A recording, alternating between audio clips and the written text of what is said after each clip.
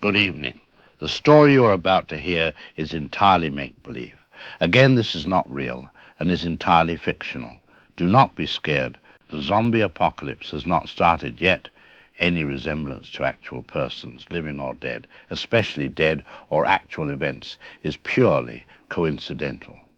Enjoy the show. Before it all fell apart, before the cities went dark and the screams became background noise, there were signs. Small ones at first. A plane, a cough, a gap in the news that never got filled. We thought it was just another panic cycle, just another scare. But it wasn't. This is how it started. I've pieced together what I could. Radio clips, old logs, dead feeds. What you're about to hear, this was the world the day before it changed. The last day that felt normal. Good morning and happy Tuesday, folks. It's 6:58 a.m. and you're waking up to a brisk 43 degrees here in the Northwoods. We're expecting light snow in the afternoon, tapering off by early evening. Winds from the northwest at about 10 to 15 miles per hour, with visibility staying strong until nightfall. Tomorrow looks colder. Expect temperatures to dip into the low 30s with another system pushing in Thursday. So keep the coats handy, and hey, hot cocoa season isn't over yet. Stay warm, stay safe, and keep it locked right here on WNFR. This is WNFR News at 7. I'm Michael Logan. Thank you for joining us. Top stories this morning include an ongoing fuel disruption in southern counties expected to ease by week's end. National Guard presence continues in select urban zones after last week's protests surrounding the Metro Hospital outages. No word yet on when full services will resume. In other news, passengers aboard Flight 297 out of New York were delayed overnight following an onboard medical incident. Initial reports indicate one man became violent mid-flight and injured multiple individuals before being restrained. He was taken into federal custody at landing. No further updates have been issued by the FAA. We'll continue to monitor the situation as it develops. Coming up next, local sports, your full traffic report, and a conversation with a Minneapolis chef turning mushrooms into meat. Back after a few words from our sponsors.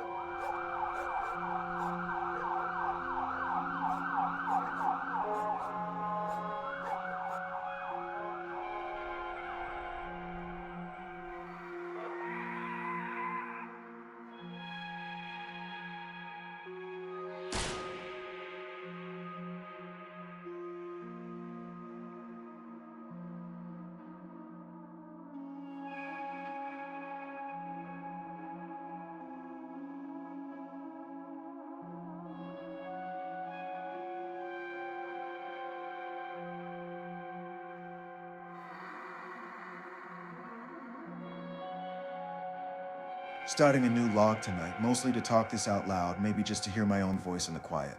Something's been off lately. The nights are too quiet. My dog Max won't go near the tree line anymore. He just sits by the door and stares into it.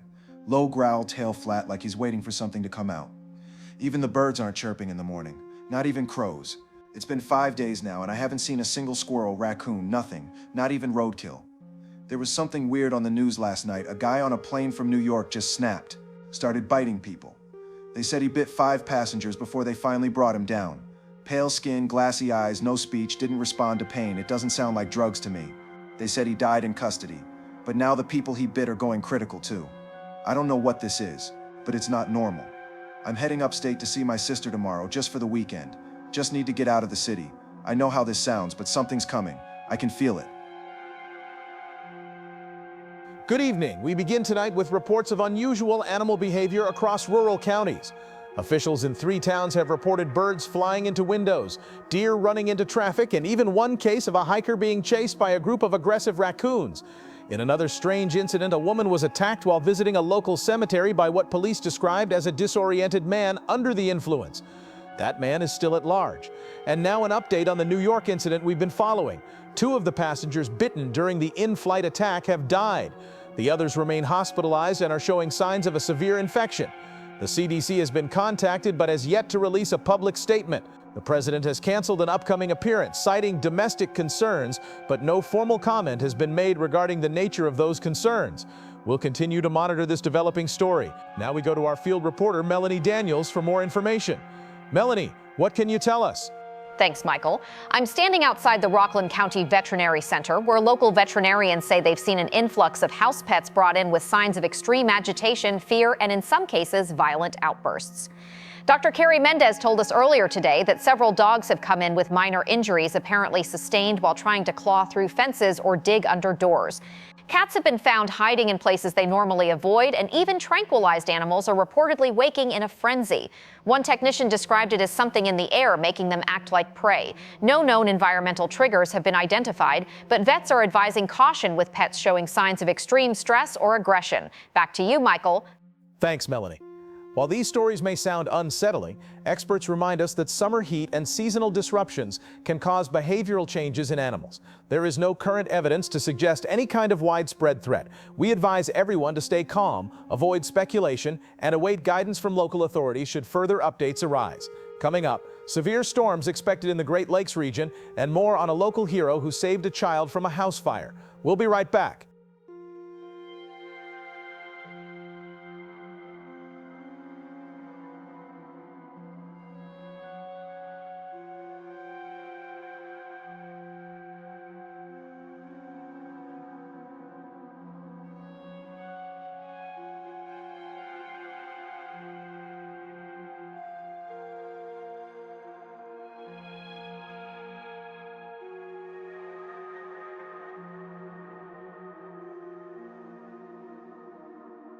The Lord is my shepherd, I shall not want.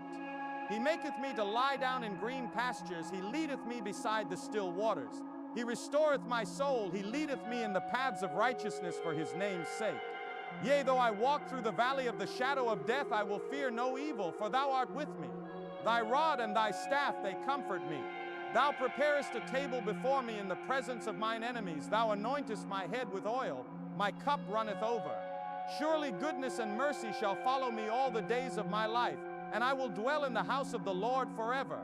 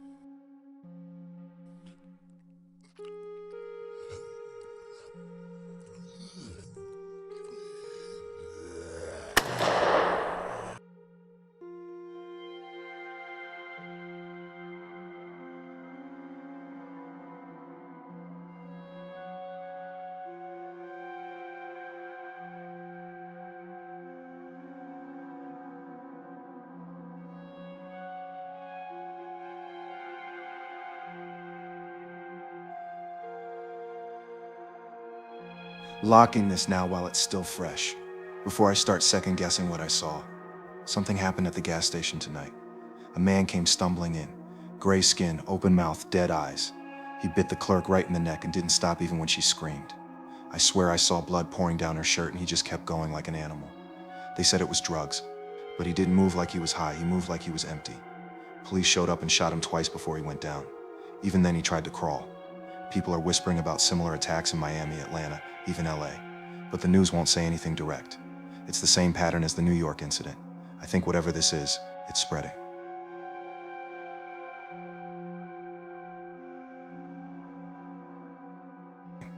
Good evening. We're tracking a string of unrelated assaults reported in 4 nearby counties over the past 72 hours. Authorities say the incidents share disturbing similarities. Suspects appear dazed or unresponsive, display violent behavior, and in several cases have bitten their victims. Police are not releasing full names, but stress that these events are isolated and likely drug-induced. In one particularly troubling case, a man was found naked in a field outside of Gainesville, covered in dried blood, growling at passing cars. Meanwhile, social media continues to erupt with unverified footage, images too graphic to show on air. We caution viewers not to jump to conclusions as investigations continue. For now, we turn to Melanie Daniels, who's been speaking with local hospital staff. Thanks, Michael. I'm standing outside St. Luke's Medical Center, where officials are declining to comment on a patient brought in late last night showing signs of extreme disorientation and aggression. Witnesses say the man bit two people before collapsing in the emergency room. Doctors have ruled out known drugs and mental health conditions, saying blood work came back clean, leaving no immediate explanation for his behavior. A nurse who asked not to be named said, quote, "I've worked here 15 years and I've never seen eyes like that." Security footage from the hospital has not been released, but police presence remains high at the entrance. Back to you, Michael. Thanks, Melanie. With the number of bizarre reports climbing, we've asked a local health official to speak with us about what might be causing these unexplained behaviors. Joining us now is Dr. Lisa Fremont, a neurologist at the County Research Hospital.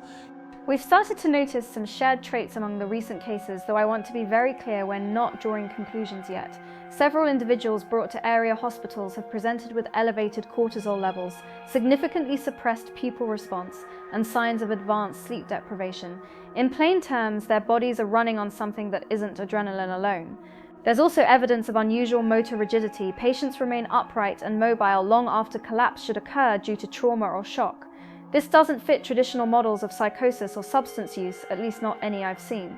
We're preparing to send samples to the state lab, but so far no clear indicators of chemical influence or known pathogens. Until we know more, I'd recommend staying calm, limiting unnecessary travel, and avoiding contact with anyone showing aggressive or detached behavior. We'll share more when we can. Thank you, Dr. Fremont. As these unsettling reports continue to surface, public health officials are asking for calm. There is no evidence of any infectious cause or coordinated threat at this time. What we're seeing appears to be a series of unfortunate, though unrelated disturbances. Still, we urge viewers to remain indoors at night, avoid confrontation with aggressive individuals, and report anything unusual to local authorities. Coming up next, a look at how rising temperatures may be affecting regional crop yields. Stay with us.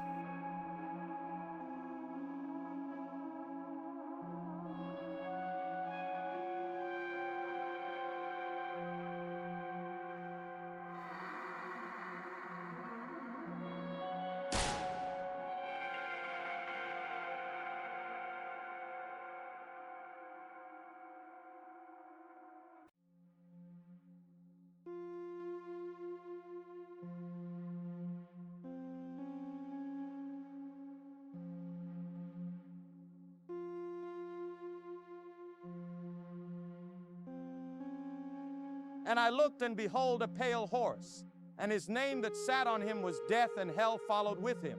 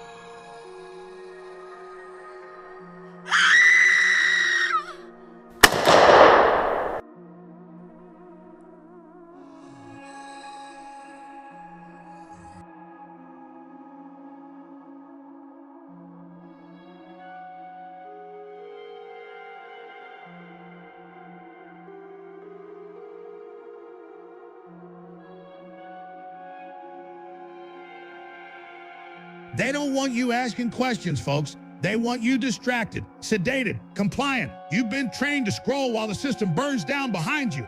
The birds stop singing? Oh, that's climate change. The gas pumps are dry. Logistics issue. Your cousin saw a guy chewing through a windshield in Orlando? Probably just bath salts, right? Give me a break. I've been tracking this for weeks, long before the national feeds even hinted at it. Disappearance clusters, sudden communication blackouts, local first responders going completely off-grid. And now this thing with the airports? The incident on Flight 297 wasn't a mental breakdown. It was the beginning, and they knew it. That's why they blacked out the manifest and shut down the entire terminal for fumigation. Yeah, because we always evacuate international terminals for a bug spray job. Totally normal. I watched the leaked footage. One man, pale, silent, not shouting, not twitching, driven. He bit a woman in the neck, then turned and smiled at the flight crew before lunging again. And you know what the media called it? Unexpected passenger disruption. Open your damn eyes. Then it spreads. Miami, Charlotte, Phoenix, all in a week. And suddenly you've got mobile CDC trucks with covered windows rolling through middle of nowhere towns. No names on the uniforms, no press allowed. Just guys with rifles, scanners, and full-face hoods. You're not being protected, you're being studied. This isn't chaos, it's calibration. They're mapping us, testing our responses, measuring fear thresholds. They're watching who complies, who resists, who leaves the grid. Because once it hits critical mass, they'll know exactly who needs to be silenced first. Still think I'm crazy? Go try to search for the original live footage from JFK. Go try to find the bite victim from Tallahassee. You can't, it's gone. Not scrubbed, disappeared. They're not just hiding the truth, they're unmaking it in real time. I saw a DHS memo that never hit the wire dated 2 weeks ago. It used the word reanimation, not infection, not hallucination, reanimation. And it wasn't in the context of theory, it was under confirmed observations. Now ask yourself, what happens when the first 100 people turn and keep moving? When the hospitals close their doors and say nothing? When your neighbor looks sick but doesn't blink when you call his name? You won't have answers then, you'll have teeth. So wake up, lock your doors, trust no one wearing a badge with no name, and stop listening to people who tell you to calm down while the streetlights go dark. Because once the signal cuts, they won't just come for your body, they'll come for your memory of what happened, and if you can't remember the truth, they win.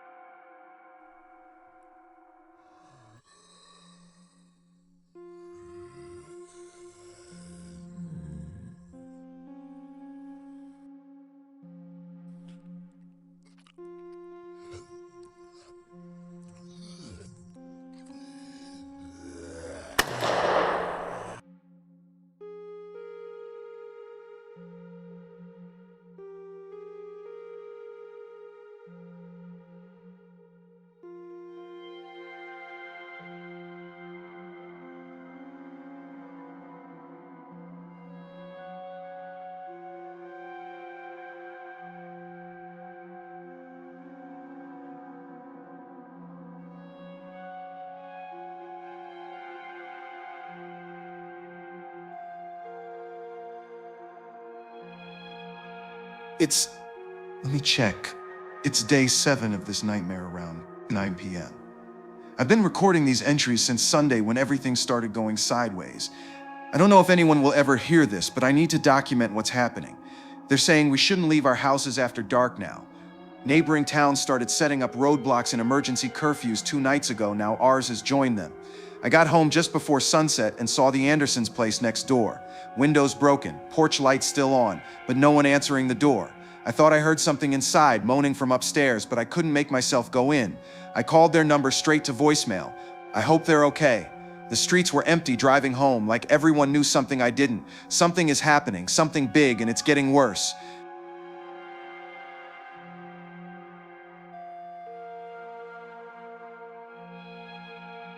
Good evening. Breaking developments tonight as county officials declare a local state of emergency following the disappearance of an EMT crew near Highway 9.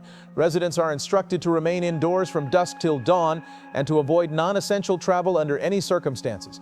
Hospitals are overwhelmed and operating with minimal staff as more victims arrive with what's being described as acute neurobehavioral collapse.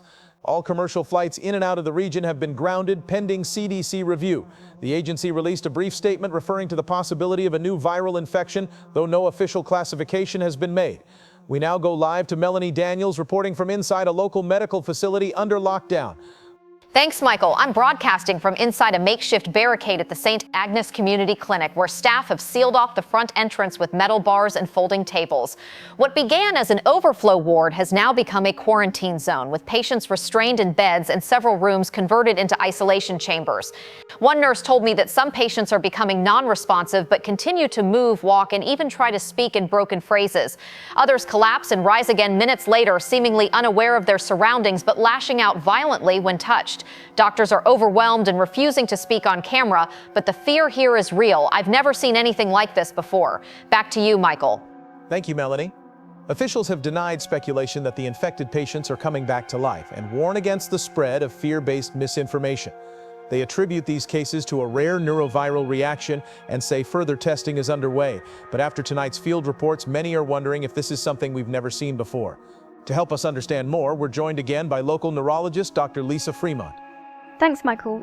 We are facing something unprecedented. The theory being circulated that a virus could somehow sustain motor function after cerebral failure is, in my opinion, biologically implausible. But the case data is defying our models. We're seeing clusters of aggression, disorientation, and violent reactivity among subjects who then lose responsiveness only to regain basic movement minutes or hours later. We don't yet understand what triggers the second phase. I've reviewed body cam footage of patients standing with fractured limbs and no visible distress response. If this is viral, it's not behaving like any pathogen we've catalogued. Right now, we're urging isolation for anyone showing sudden behavioral changes, no matter how minor. This isn't panic, it's precaution. Thank you, Dr. Fremont, for that sobering assessment. We've just received word from the White House press office that President Thorwald is expected to address the nation at any moment regarding these developing incidents. Sources indicate the administration has been in emergency consultations with the CDC, FEMA, and military leadership throughout the evening. We will interrupt regular programming immediately when the president begins his remarks. Until then, we urge all viewers to follow local emergency guidelines. Stay indoors after dark, avoid contact with anyone displaying unusual behavior, and report any incidents to authorities immediately. We'll continue monitoring this situation as it develops. This is Michael Logan. Stay safe, stay informed.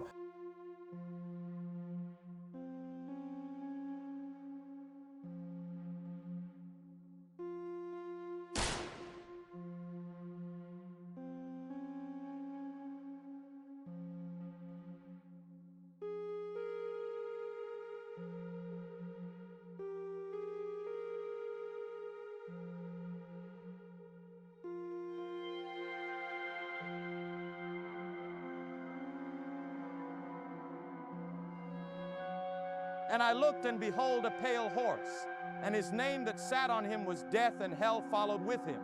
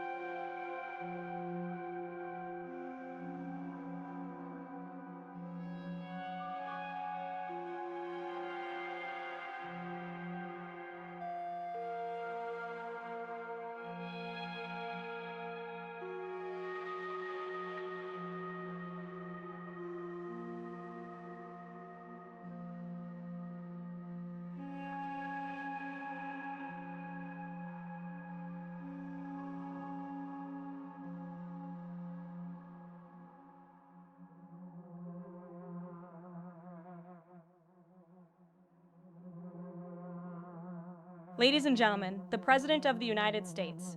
Thank you very much. It's always great to speak to the American people because nobody does it better than you. Nobody. We're the strongest, most prepared nation on the face of the earth, and I mean that. Now, I know some of you have seen the stories, the videos, the rumors, and let me tell you, a lot of it is nonsense, fake news, exaggerated Denying some of it's just people trying to get clicks online or scare their neighbors. But here's the truth. The situation is under control. Isolated incidents, nothing more. We've dealt with worse. We've had real pandemics. We've had wars. We've had all kinds of things. And we've come through every time, stronger, tougher, and more united. This will be no different. I've spoken with the heads of the CDC, FEMA, Homeland Security, great people, by the way, tremendous people, and they're doing an outstanding job. They're telling me there is no coordinated outbreak, no bioterror, no contagion of any kind that poses a widespread threat. There have been, let's say, unusual medical cases, yes. Some strange behavior, some disturbing scenes. We've all seen the footage, but let's not lose our heads. This isn't a horror movie, folks. People get sick, people have breakdowns, and sometimes the media just wants to fan the flames instead of report the facts. That's why we've increased federal response, more testing, more screenings, more local support. We have the best military in the world, and they're on standby to assist wherever needed. I've spoken with governors across multiple states, and they are calm, coordinated, and totally in agreement. There's no cause for panic. You may see checkpoints, you may see increased National Guard activity. That doesn't mean something's wrong. It means we're being smart, prepared, proactive, not reactive like some of these other countries. No offense, some of them waited too long, and we've seen what happens when you wait too long. We're not going to do that. We're ahead of this. Some people have said the word zombie. Come on, give me a break.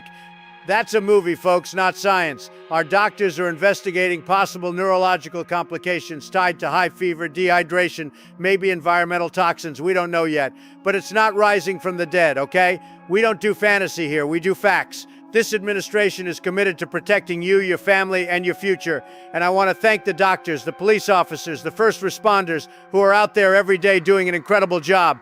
They're heroes. So don't believe the fearmongers, don't give in to panic, and don't lose faith in your country. We are America, and we always win. Now, I'll take a few questions from the press. Mr. President, are you saying the reports of the dead rising in some counties are completely false? Yes, I am. Completely false. Totally ridiculous. There are no walking corpses, no undead hordes. It's nonsense. I don't know who started it, but we're looking into that because spreading this stuff could be a crime. It's disrespectful to the victims and to the professionals trying to help them. Why did the CDC issue a temporary lockdown order if this isn't a major outbreak?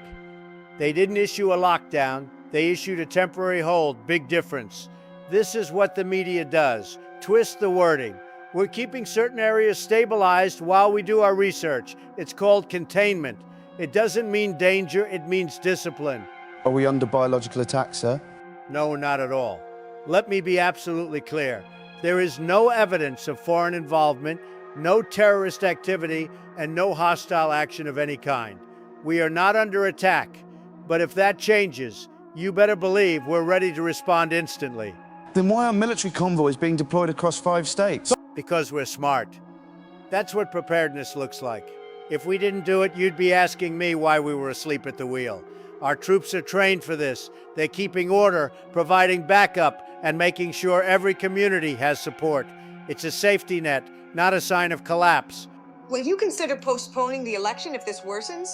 Absolutely not. The election will go forward as planned, and I expect it will go very well, by the way. We will vote, we will celebrate democracy, and we will do it the right way. Our system is strong. Don't let anyone tell you otherwise. That is all the questions I have time for today. Stay calm, stay strong, and stay American. God bless you, and God bless the United States of America.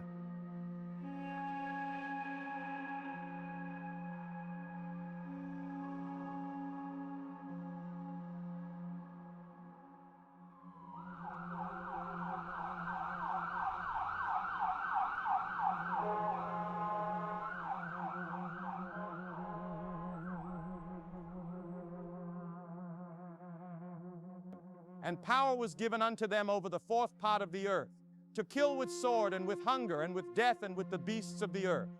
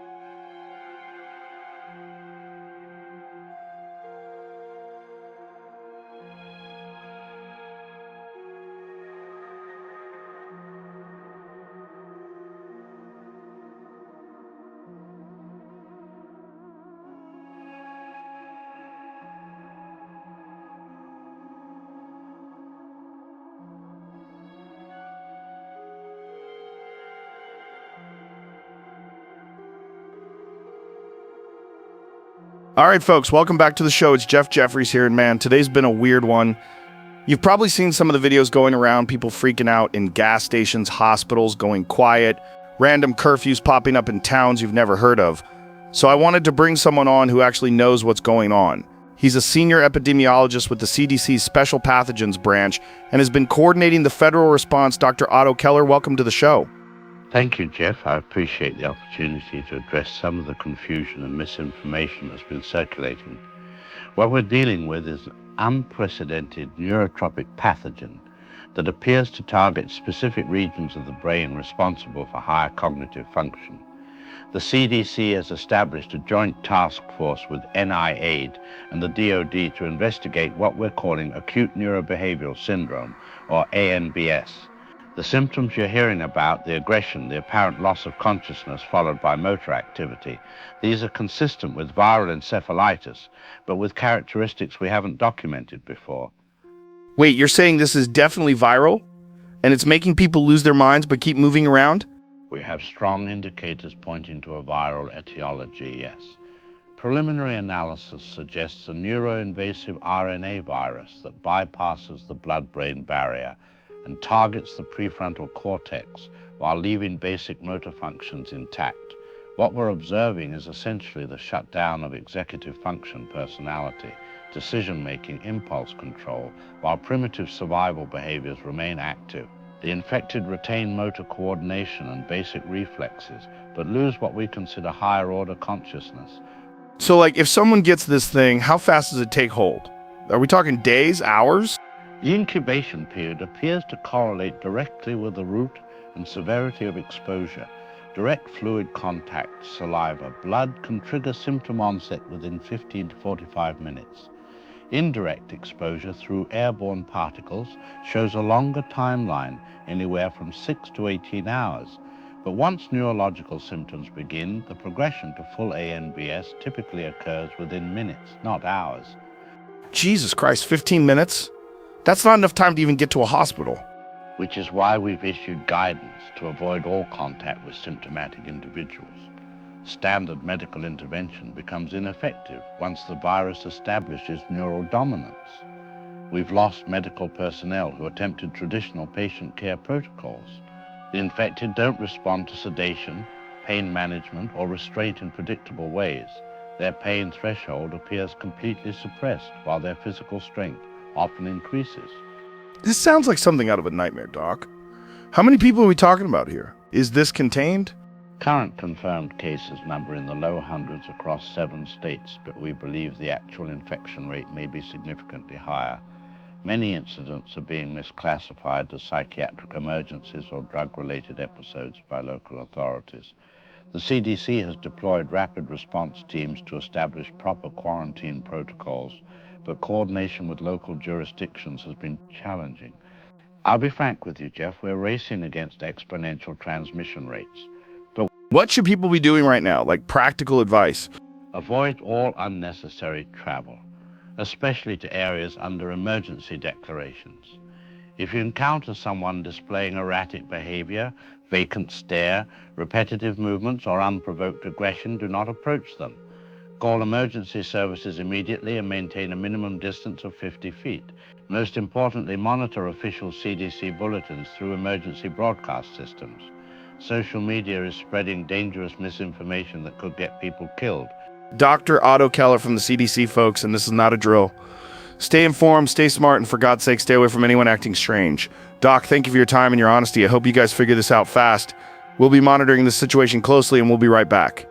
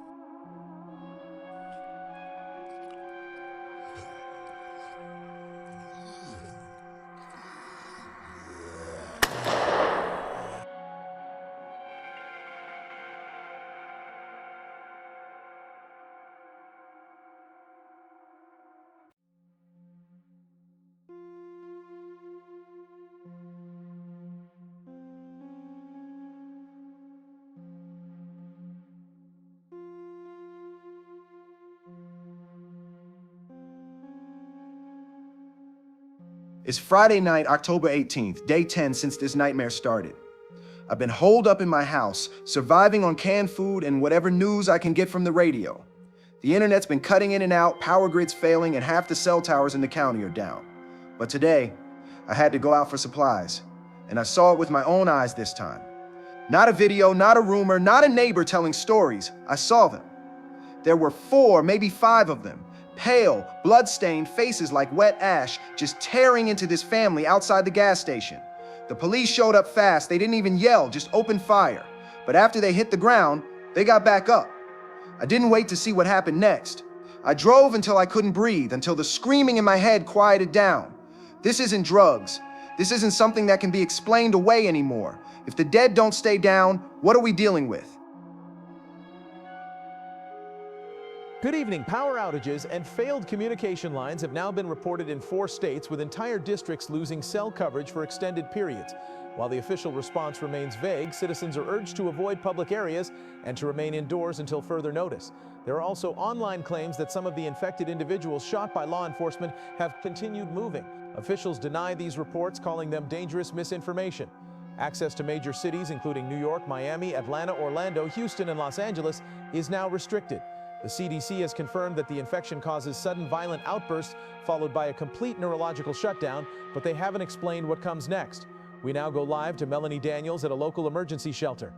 Thanks, Michael. I'm standing just inside the Jefferson Civic Auditorium, which has been converted into a temporary shelter. People are scared, whispering about things they've seen or heard, family members coming back after being declared dead, bodies that weren't in their body bags the next morning. Security has been doubled after one of the attending coroners reported a cadaver had gone missing from a restricted area overnight. Emergency staff claim that multiple patients on ventilators began showing movement after being pronounced unresponsive, jerking, twitching, sometimes opening their mouths as if to speak. The staff here are doing their best, but no one wants to sleep near the main hallway where the new arrivals are kept. One nurse told me off camera, they don't blink. They don't even breathe right. Back to you, Michael. Thank you, Melanie. We should note that while these incidents remain unverified, our sources at several hospitals have confirmed an alarming rise in unexplained motor activity following clinical death. This newsroom is not immune to fear. We are reporting what we see, what we hear, and what we can verify. To help make sense of this, we're joined again by neurologist Dr. Lisa Fremont. We've confirmed several cadavers have disappeared from secured medical storage units in the last 24 hours. In 2 cases, security footage showed movement from the body before systems failed. I know how that sounds, but these are facts, not hysteria. We believe the infection triggers something in the brainstem that overrides conscious death protocols, the systems that tell the body to shut down. Somehow, it's reactivating motor response without restoring higher cognition. These are not resurrections, they're reflexes, behavioral loops driven by something we haven't yet mapped.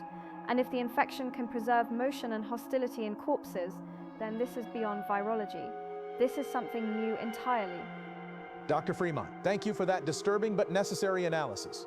Before we close tonight, I want to address our viewers directly. This newsroom has been broadcasting for 37 years through hurricanes, terrorist attacks, and natural disasters. But what we're witnessing now challenges everything we understand about life, death, and the nature of human existence. Federal authorities continue to downplay the severity of these incidents, but the evidence is mounting that we are facing something unprecedented in human history. If you are watching this broadcast, please stay indoors, avoid all contact with individuals displaying erratic behavior, and prepare for extended isolation. We will continue broadcasting as long as our equipment functions and our staff remains safe. To our colleagues at other stations who have gone dark, we pray you are safe. This is Michael Logan, and may God help us all.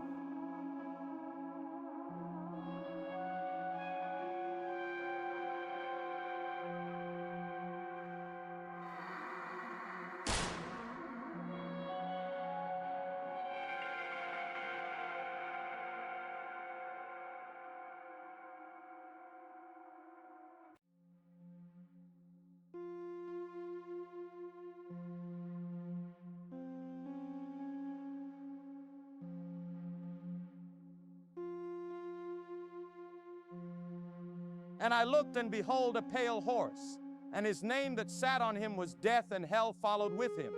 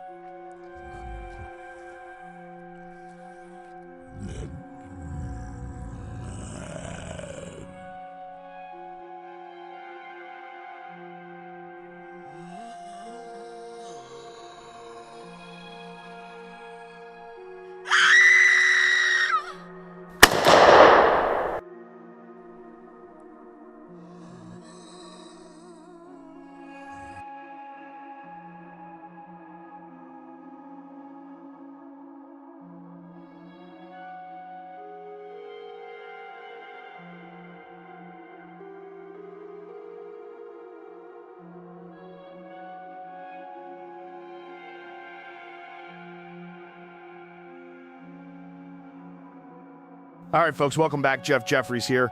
We've had scientists, reporters, and now we're switching gears because something bigger might be going on. Now, I don't endorse everything this guy says, but he's been right more than once, and I figured now's the time to hear him out.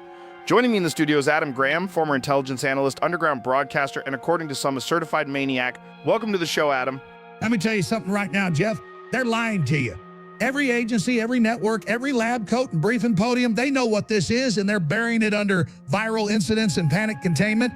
I've seen the files. I've got the emails. They've run simulations on this exact behavior going back over a decade. You think it's a coincidence that cities with bioresponse drills in the last 6 months are the exact same ones under martial law right now? They called it Project Dead Protocol, classified behavioral control trials using neuromodulated agents tested on civilian populations in blackout zones. That's what you're seeing in these infected. It's not a sickness, it's a switch. They flip it on and your neighbor stops being your neighbor. Okay, hold on. You're saying this was a planned test?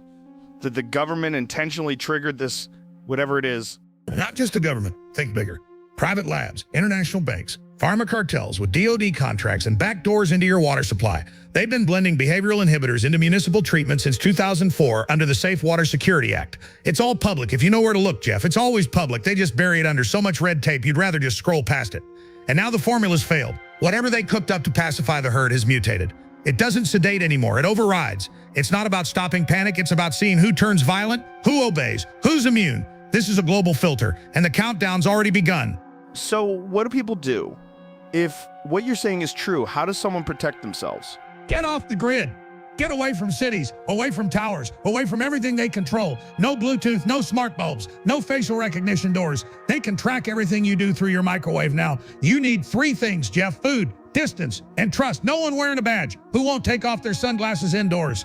They already have contingency maps for who makes it and who doesn't, and you are not on the survival list. But I am, and now maybe you are too. All right, well, there you have it, folks. Not sure what I just heard, but I'm pretty sure it's going to keep me up tonight. Adam, thanks for coming on, and seriously, if half of what you said is even close to true, we've got bigger problems than curfews. Stay alert, people. We'll be back after this break if we're still allowed to broadcast.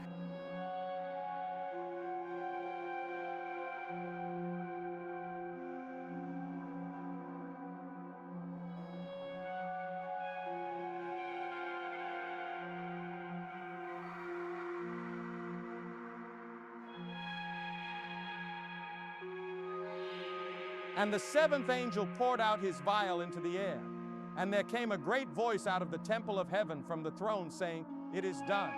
And there were voices and thunders and lightnings. And there was a great earthquake, such as was not since men were upon the earth, so mighty an earthquake and so great.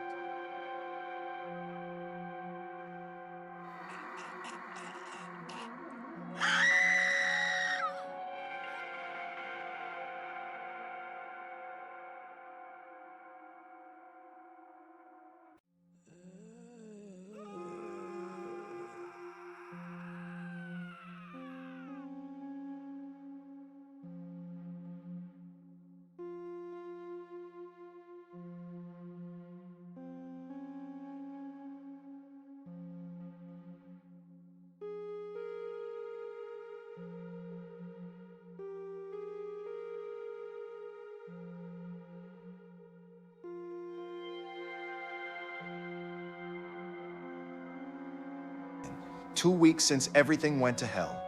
Weary surviving on ration canned goods and rainwater I've been collecting in pots on the fire escape. The power's been out for 3 days now, and the last radio transmission I heard was just static. But I don't need the news anymore to know what's happening. I can see it from my window. They don't stop.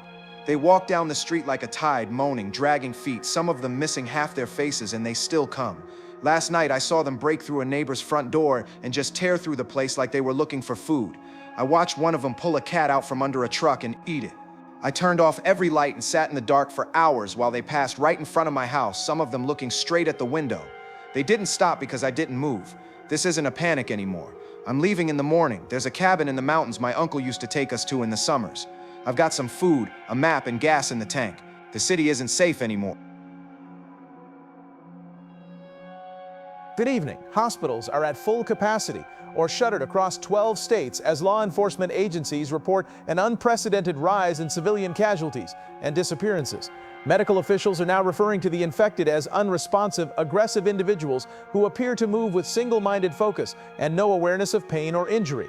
Several police precincts have abandoned city blocks to protect their personnel, citing an inability to contain the groups of infected now traveling together in what some describe as slow, clustered formations. Emergency calls are being rerouted or unanswered in many urban centers. We now go to Melanie Daniels, reporting live from a downtown rooftop.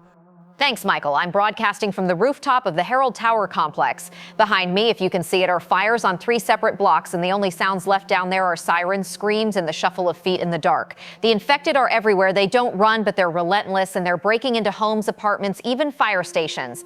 We saw them take down a police vehicle earlier, just surrounded it and pulled the doors open like it was made of paper. One officer got out. He tried to run, but they dragged him down before he reached the alley. I don't know how many people are left in this city, but those who are, they're not getting out tonight. Back to you, Michael. Thank you, Melanie. Federal officials have announced that limited government operations are still functioning in 12 states, but all relief deployments have been suspended indefinitely. Citizens are urged not to attempt escape from populated zones unless directed by military escort or emergency beacon. A message from the Department of Health states, do not attempt to engage the infected under any circumstances. Shelter in place. We now turn to Dr. Lisa Fremont for more on what we know about the pathogen behind this crisis. We've confirmed that this pathogen spreads through direct fluid contact, bites, open wounds, or exposure to contaminated blood. What's more alarming is that once infection sets in, the neurological decay is swift and irreversible. Brain activity drops to nearly zero, but motor function, particularly aggression and basic tracking response, remains alarmingly intact. This isn't a virus that disables, it reroutes, rewires, turns people into something less than human but more dangerous than dead. We have no known cure, no natural immunity, and no pattern of spontaneous recovery. We are not dealing with a sickness that can be treated, we are witnessing a full biological override. If you encounter someone infected, do not engage, protect yourself, protect others. Dr. Fremont, your candor in these dark times has been invaluable. I must inform our viewers that this may be our final broadcast.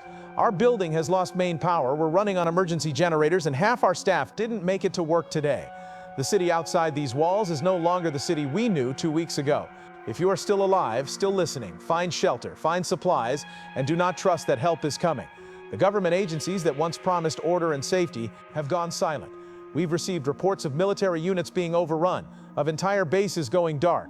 This is no longer about containing an outbreak. This is about survival. To my colleagues at other stations, to the first responders still fighting, to anyone still holding the line, you are not forgotten. This is Michael Logan signing off, and may whatever God you believe in watch over us all. Stay alive.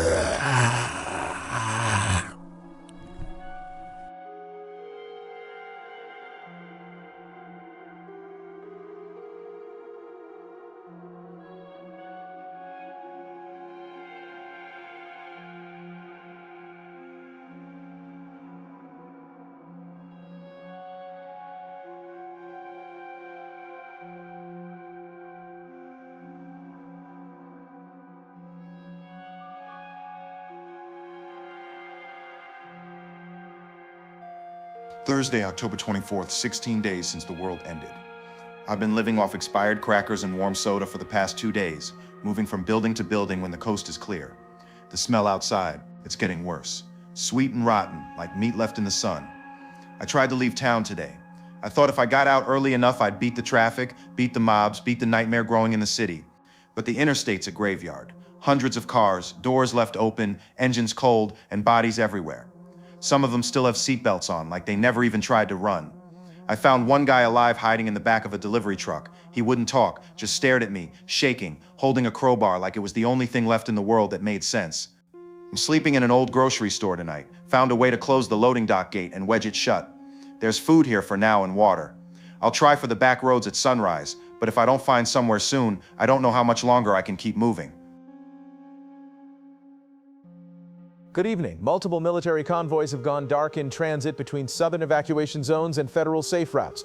The National Guard has confirmed contact was lost with 3 units outside Baton Rouge, and several in Kentucky and Pennsylvania have also gone silent. Emergency officials now consider entire cities, Boston, Nashville, Portland, as red zones, unrecoverable, no longer under state control. Residents are ordered not to travel under any circumstances unless guided by official military beacons. Satellite imaging shows large clusters of infected moving steadily across state lines. For more on what this looks like from the air, we go now to Melanie Daniels with live drone footage. Thanks, Michael. We launched a drone from a secure vantage point just north of Interstate 55. What you're seeing now is live footage of the expressway just past the rural connector bridge outside of Riverfield.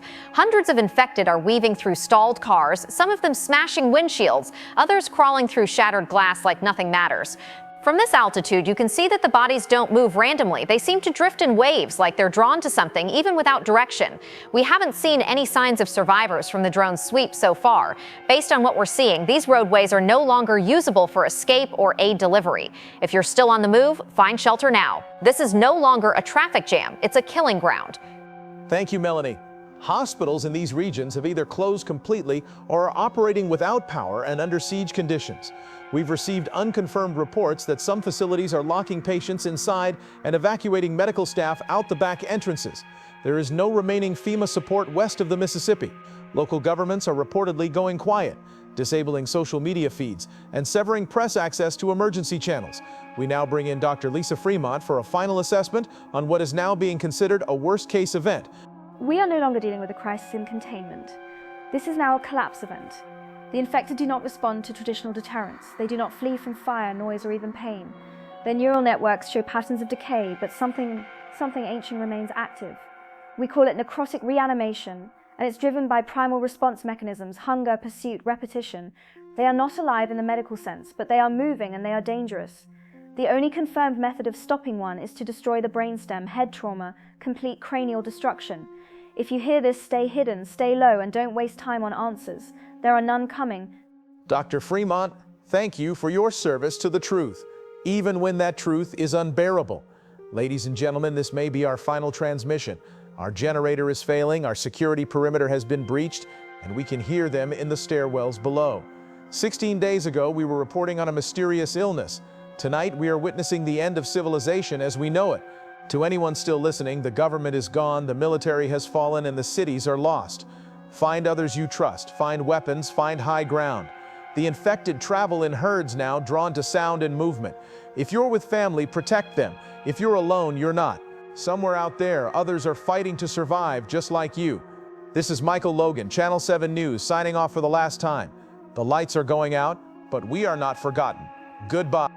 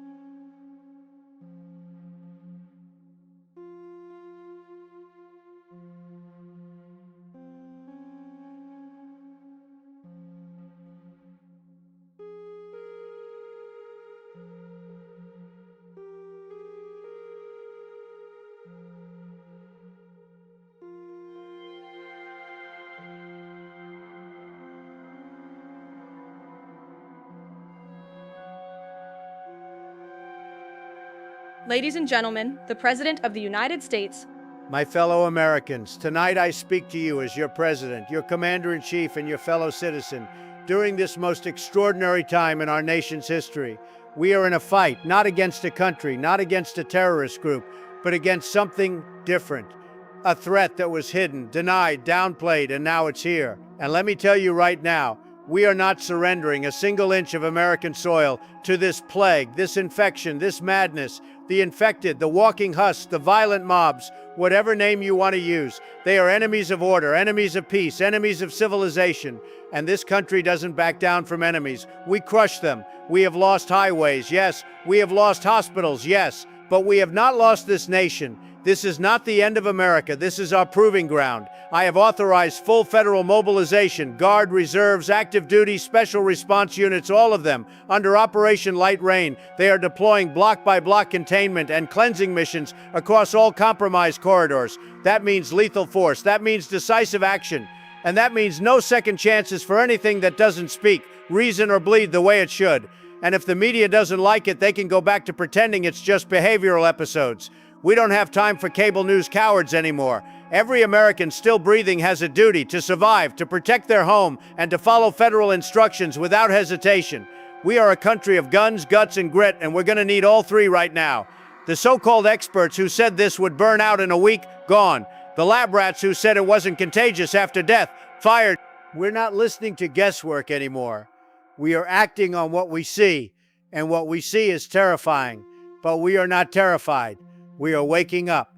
I want to thank the brave men and women in uniform, the rescue teams still out there, pulling survivors from rubble, and every civilian forming defense units across this country. You are the spirit of this republic, and you will be remembered. I've spoken with every remaining governor still responding to calls. We are coordinating airlifts, fuel drops, and regional command handovers. We are not giving up on any state, any city, or any citizen, no matter how far gone the map says they are. Let me be perfectly clear. Any elected official, federal or local, who abandons their post during this emergency will be stripped of power and prosecuted under wartime law. If you're still hiding in a bunker and calling it public health distancing, your career is over. The American people deserve leadership, not locked doors and disappearing bureaucrats. I didn't run for office to preside over a funeral. I ran to win. And we are going to win, one street, one neighborhood, one block at a time. To those of you watching this on backup power through static in the dark, hold the line. Stay low, stay ready, stay angry. We are coming for you, and we are taking this country back. Now I'll take some questions. Mr. President, how many U.S. cities are officially lost? We don't use that word, lost. We don't lose in this country, period. Some areas are compromised, yes, but our boys are going back in. And let me tell you, it's going to be glorious when we retake them. We've got special units clearing tunnels in Philadelphia and torching overpasses in Dallas. They're making real progress. Why wasn't the public warned sooner? We warned the public as soon as we could verify it wasn't just more hysteria. We were dealing with fake news, deep fakes, staged footage, people trying to sabotage the system from day one. But now the message is clear, and I'm delivering it personally. This is real, and we're fighting back. Sir, is it true some of the infected keep moving even after being shot? Yes, that is confirmed. Which is why I've ordered a change in engagement strategy. Headshots only. Full removal of cranial capacity. Our soldiers are adapting fast, and now every town has a chance if they follow those rules. Next question. Is the CDC still in control of any region? They are assisting. Let's put it that way. A lot of people in white coats went home when things got real, but the ones still working with us, good people, brave people, they're helping coordinate vaccine theory, sample harvesting, and forensic work. We'll take help wherever we can get it. Next question. Sir, what do we call them now? Are they the living dead? Call them enemies. Call them threats to the Republic. I don't care what science calls them, we know what they do, and we know what to do about them. To every fighter, every survivor, and every American watching this, I will not abandon you. We will stand, we will strike, and we will restore order to this great land. God bless you all, and God bless the United States of America.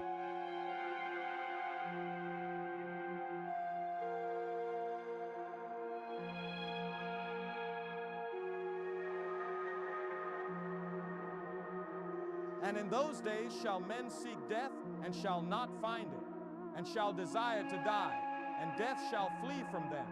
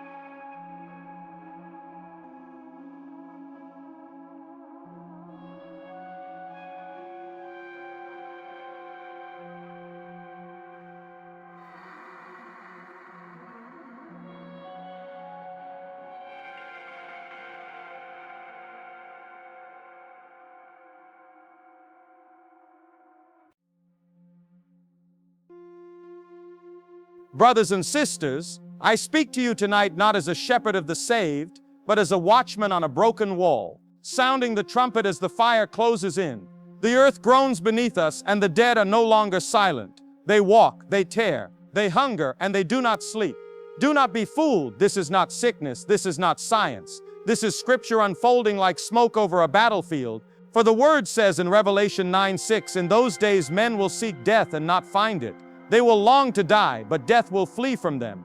Well, now death flees, and something else takes its place. And those who walk the streets without breath, without warmth, without soul, they are not among the blessed. No, they are not risen, they are returned, dragged up from the pit like shattered glass, like forgotten debts. The Lord giveth breath, and he taketh it away, and what returns without his blessing carries not life, but judgment. I have seen them outside these very doors, scraping bone against the wood, groaning in that low, terrible voice like dry leaves in the wind. And I say to you now, they are not our loved ones. They wear their faces, yes, but they do not carry their names. They are shadows made flesh, and flesh undone. We are not in the middle of a storm, we are in the middle of a test. And the Lord is watching. He is watching what you do when the flesh of your neighbor knocks on your door and says nothing but hunger. He is watching when the screams come from the highway and you're asked to open your home or close your heart. And he is counting every soul you shield and every lie you tell to save yourself.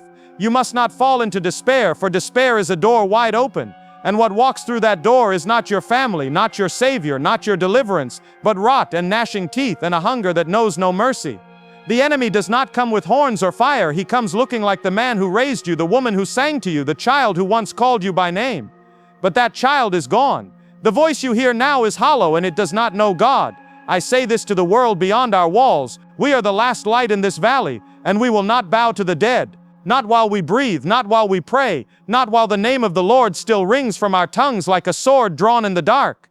There will come a day when the trumpet sounds again, not the sound of warning, but of gathering. And when that day comes, I want my hands clean, my feet steady, and my faith unshaken. Will yours be? May God shelter your hearts, steel your doors, and walk with you through the shadows. Amen.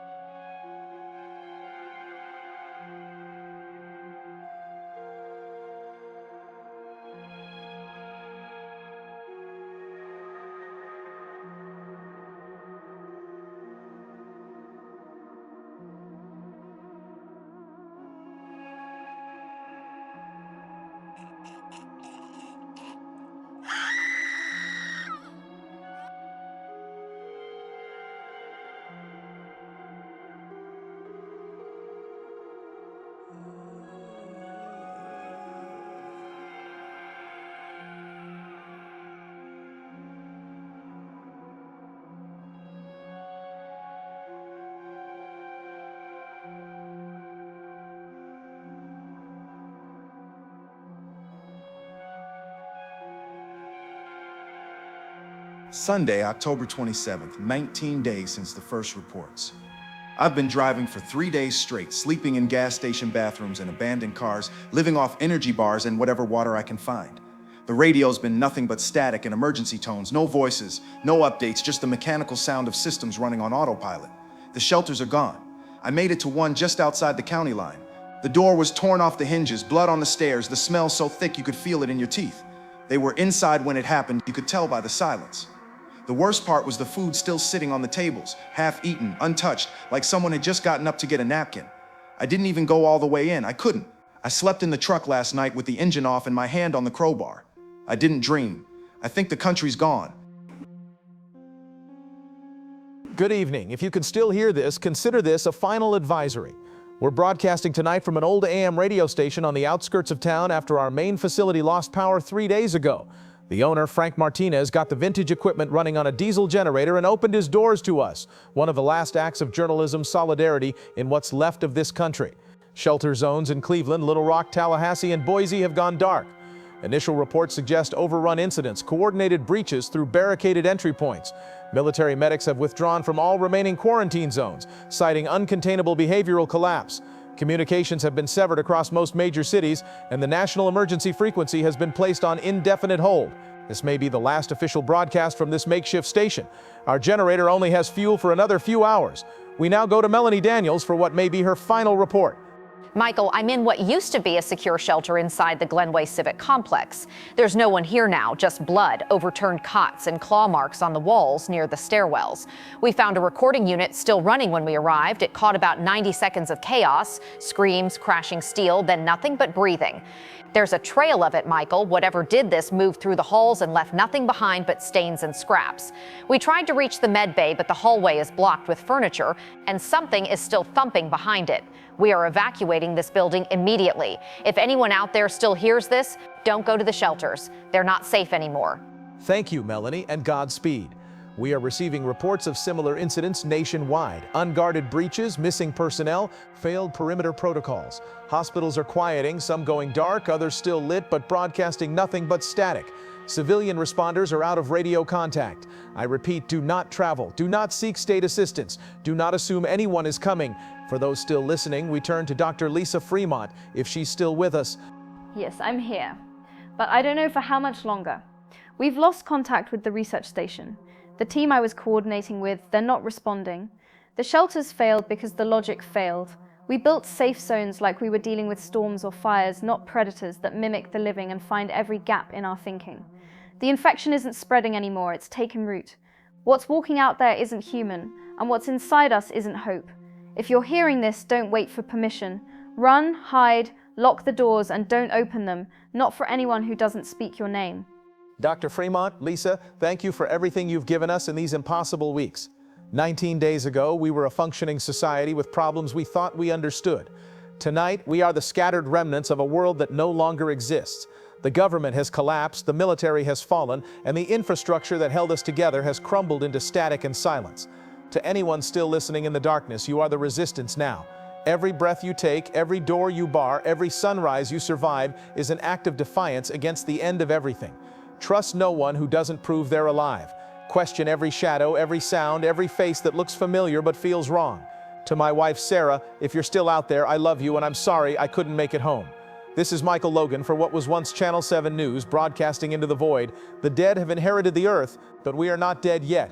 Fight, survive, remember us. Signing off.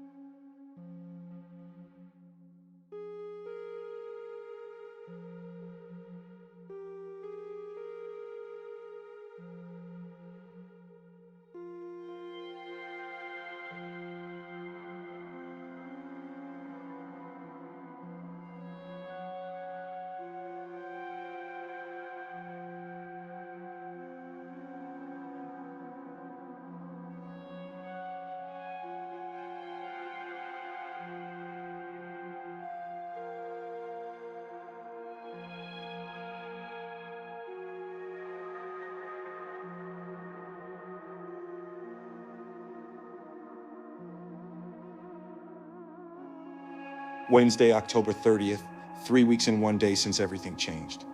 I've been living in my truck for 5 days now, moving at night, hiding during the day under overpasses and in abandoned parking garages. The fuel gauge is below empty, running on fumes and prayer. I found a group yesterday, 3 families barricaded in a school cafeteria. They had kids with them, maybe 8 or 9 years old, all huddled together like they were waiting for recess to end. But when I got close enough to call out, I could see through the windows, they weren't moving. None of them. The cities are gone. All of them. The last update I saw said Denver was holding, but that was 2 nights ago, and now the screen just says signal lost. I tried the ham radio, satellite, even the emergency weather band. All I hear is static or dead air. I passed a freeway ramp with burned out buses stacked like barricades. Whatever they were trying to keep out, it didn't work. There were bodies in the windows. No one's cleaning anything up anymore. We're not a country anymore. We're just pockets of people waiting to be found or forgotten. I keep driving, but I don't know where I'm going anymore. Maybe there is nowhere left to go. This is Michael Logan. If you're hearing this, this is one of the last functioning feeds from an old AM radio station. The network is down. The emergency grid is gone. All major metropolitan areas have lost communications, including federal channels. Do not go to the cities. Do not follow any remaining highway beacons. They are compromised or drawing them in. We've received a final recorded update from field reporter Melanie Daniels, transmitted at 3:04 a.m. from what was left of the Chicago perimeter. If you're hearing this, I made it to the edge of the city, but I'm not going further. There are no barricades, no soldiers, just ash and footsteps in the fog. The buildings are dark. The streets are full of still cars with doors open. And sometimes you hear them breathing, but there's no one there. One of them followed me this morning. A little boy. No shoes, no eyes, just teeth. I'm not going back in. I've left this feed broadcasting until the battery dies. Don't come looking for the cities. They aren't here anymore. Tell my sister I kept her locket on. God rest you, Melanie. 22 days ago, I sat in this chair and told you about traffic delays and weather patterns. Tonight, I'm telling you that the world as we knew it has ended. The president has not been heard from in 6 days. The Pentagon went silent on Tuesday. The CDC's final transmission was a single word: run. Every major population center from coast to coast has either gone dark or is broadcasting nothing but screams. The infrastructure that took centuries to build has collapsed in less than a month. We are witnessing the end of human civilization, and most of us won't live to see what comes next. This is Dr. Lisa Fremont. If this is playing, it means I didn't make it to the evac chopper. We were wrong about everything. About the brain, about infection, about time. It's not a virus, it's a hunger, and it doesn't stop. If you are still alive, leave the cities, avoid major roads, trust no voices over comms that don't speak your name.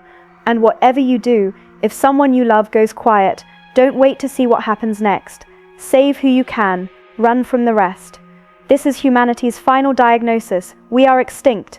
The patient has died. The disease has won. Dr. Fremont spoke the truth. We spent so much time trying to understand what was happening that we forgot to prepare for what was coming. The scientists are gone. The doctors are gone. The soldiers are gone. My colleagues, my friends, my family, all gone. This station will continue broadcasting canned civil safety instructions on a loop until our systems fail. If this is the last voice you hear, know this: humanity was here. We built cities that touched the sky. We cured diseases. We walked on the moon. We loved each other. We tried to be better than our fears, and sometimes we succeeded.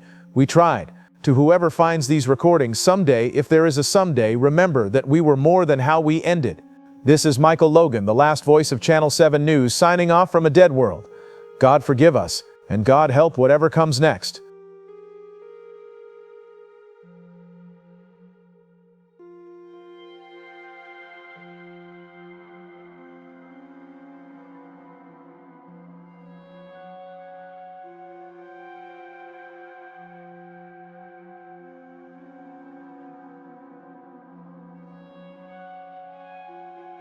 Blessed are the dead which die in the Lord from henceforth. Yea, saith the Spirit, that they may rest from their labors, and their works do follow them. And God shall wipe away all tears from their eyes, and there shall be no more death, neither sorrow nor crying, neither shall there be any more pain, for the former things are passed away.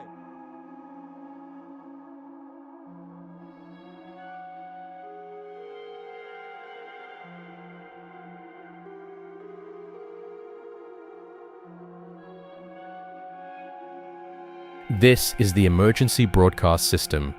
Do not approach suspected infected individuals. Shelters are no longer operational. Avoid all major population centers. Federal assistance is no longer available. This transmission will repeat every 6 hours until manually terminated. Do not approach suspected infected individuals.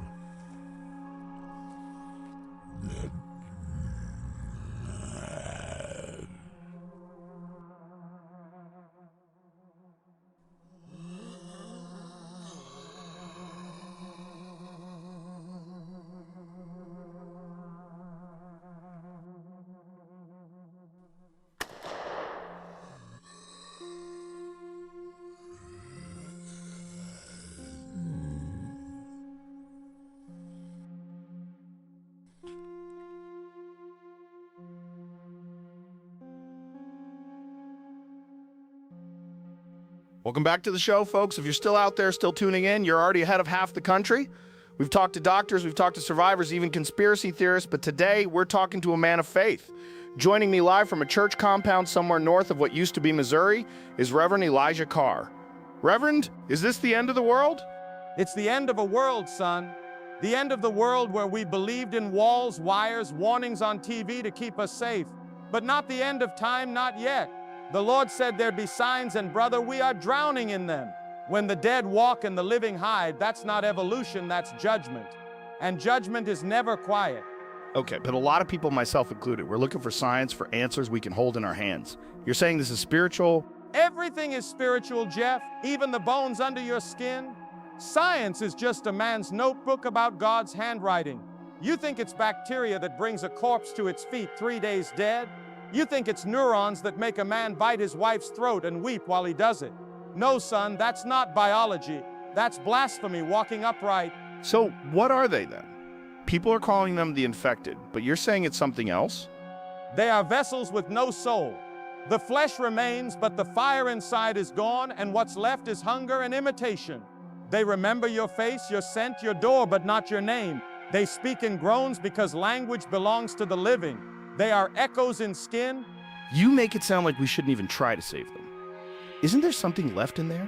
Some piece of the person they were? If there is, it is buried deeper than any shovel I've ever held. Mercy, Jeff, is not always rescue. Sometimes mercy is letting them sleep, and sometimes it's making sure they don't rise again. You ever seen someone you knew change? My brother was the first one I saw turn. Came to my door still wearing his sheriff's badge, face all gray and blood on his shirt. He didn't say a word, just walked in like it was Sunday dinner.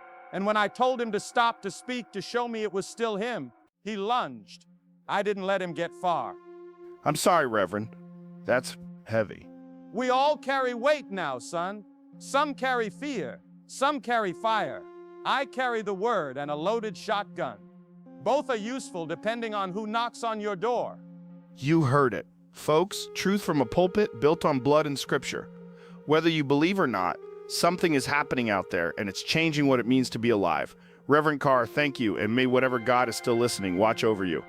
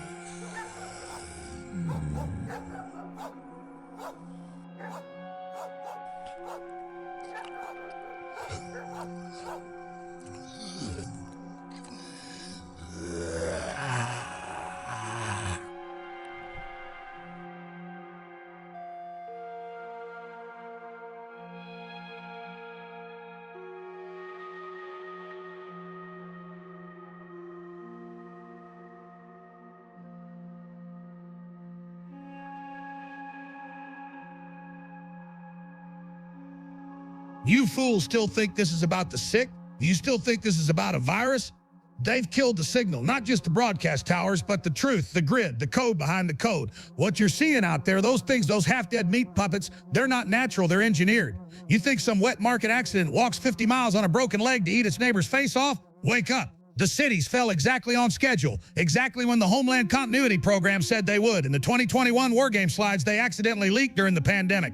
You remember Event 201? This is Event 999. This was the failsafe, the great reboot. Kill the power, kill the internet, kill the weak. See who's left standing. They're not cleaning up because the chaos is the plan. They're watching from bunkers in Utah and Antarctica, drinking purified glacier water while you scrape canned beans out of dented aluminum behind a boarded-up gas station. They knew people would turn. They just didn't know how fast.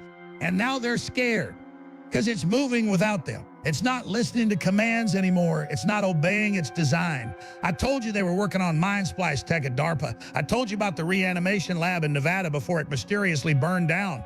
But you called me insane while you kept your head buried in touchscreen poison and blue light sedation. You begged for distraction, and now there's nothing left but static and shadows. No more influencer updates, no more brand deals, just screams on shortwave and the crunch of broken teeth on tile. They wanted obedient bodies. What they got was hunger that doesn't ask permission. The algorithms were never meant to solve this. They were meant to distract you from it. But you didn't listen. You swiped while the system rewrote your blood.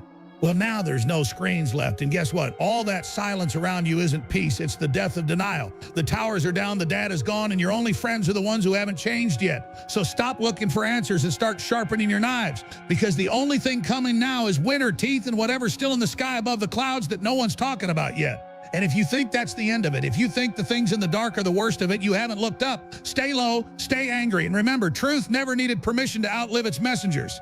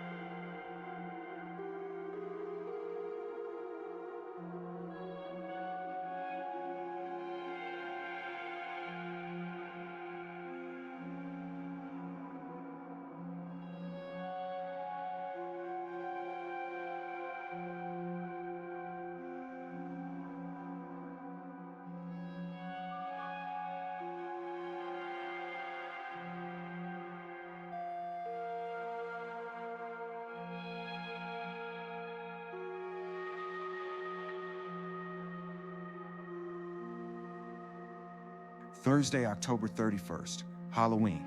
How's that for irony? Been awake for 36 hours straight now. Afraid to sleep, afraid to stop moving, afraid to stop being me. Found an old church this morning, thought maybe I could rest there, find some peace. But when I pushed open the doors, the whole congregation was still in their pews. All of them, still sitting, still staring forward, still breathing. But wrong. I backed out real slow, like I was leaving a sleeping baby's room. I got bit yesterday, left hand just below the thumb. I was getting into the car, wasn't even a fight, just a hand that came out from under another car, grabbed me, teeth before I could even scream. I drove for miles after that, checking every hour, hoping it wouldn't look worse. It does. The veins are black now, like wires under my skin. My head's getting fuzzy, and I keep forgetting words, simple words, like the name of my street growing up, or what I had for breakfast 3 days ago. I keep thinking about my mom's garden, how it used to smell after it rained. I haven't slept since it happened. I don't know if I should. There's this voice in my head now, quiet but getting louder, telling me to find people, to get close to them. If I close my eyes and wake up, and I'm not me anymore, what happens next? I left the keys in the ignition, just in case someone else needs them.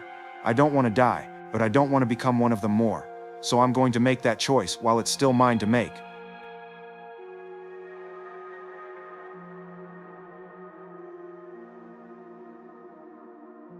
Day 18. Shelter breach at Jefferson Complex. Multiple hostiles inside perimeter. Repeat, multiple. They're not people anymore. I saw their hands. They opened the door without using the handle. Just pushed through solid steel like it was paper. 3 of us left in the broadcast booth. We can hear them in the hallway. They're trying to get in, but they don't remember how doors work. If anyone finds this recording, tell my father I didn't run. Tell him I stayed at my post until they figured out the door.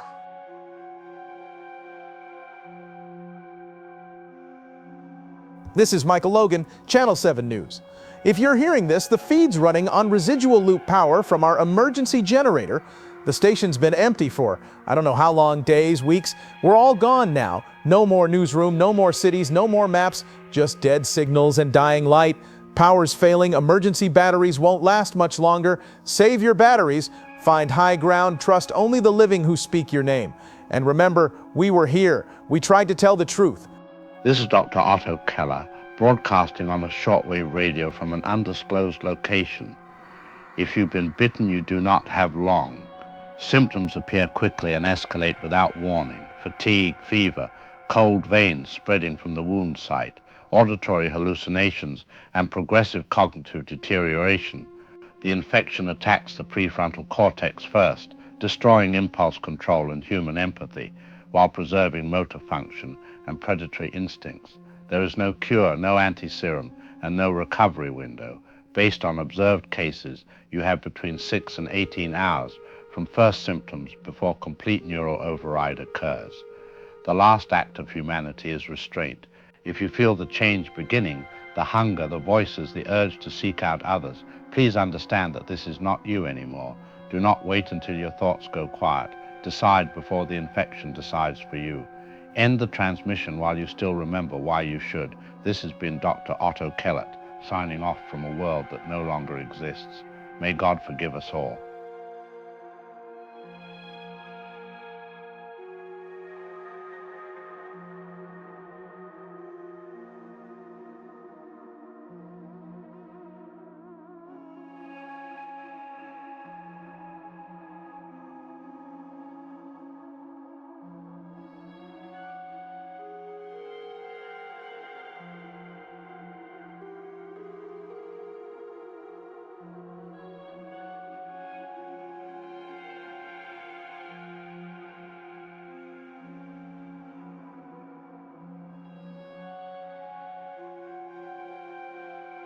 This is the emergency broadcast system.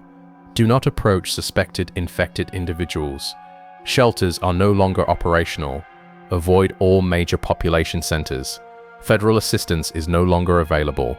This transmission will repeat every 6 hours until manually terminated. Do not approach suspected infected individuals.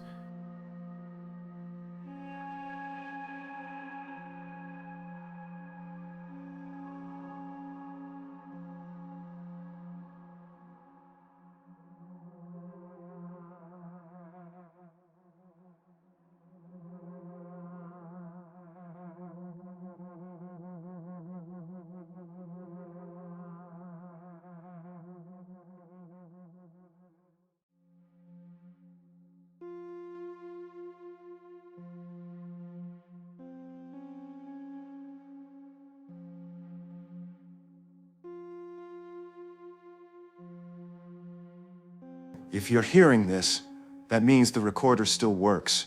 Or at least the battery didn't die like everything else. I'm leaving this message because I don't know if I'll wake up tomorrow, or if I do, I won't be me anymore. Still here, don't know why. I'm in the basement of a supply station, somewhere west of where the road stopped having names. I dragged furniture over the door, shelves, tools, an old dryer, whatever I could move without passing out. Haven't eaten in 2 days.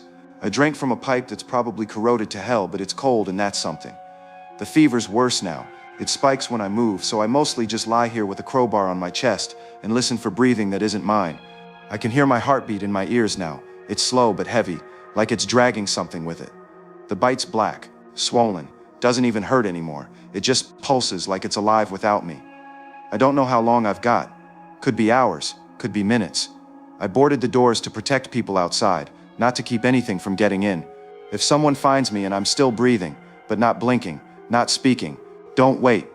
I recorded this because I want there to be a record that I didn't turn screaming, that I didn't claw through the door for someone's face. I stayed human, even if only barely. If I wake up with someone else's thoughts in my head, don't trust me. I won't be me.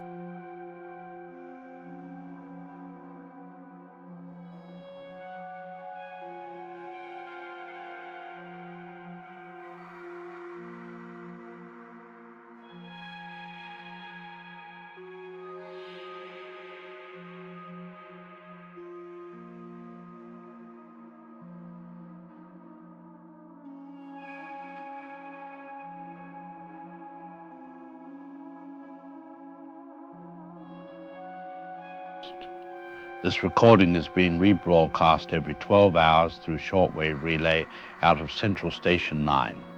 You are not alone, even if it feels like it. The infection corrupts the brainstem first. Motor memory, hunger, sound recognition. The ability to feel pain fades, then speech, then self. If you feel cold behind your eyes, if the fever stops suddenly, that's not healing. That's the moment it takes hold. They lose the eyes first. Watch for that. The pupils dull, no tracking.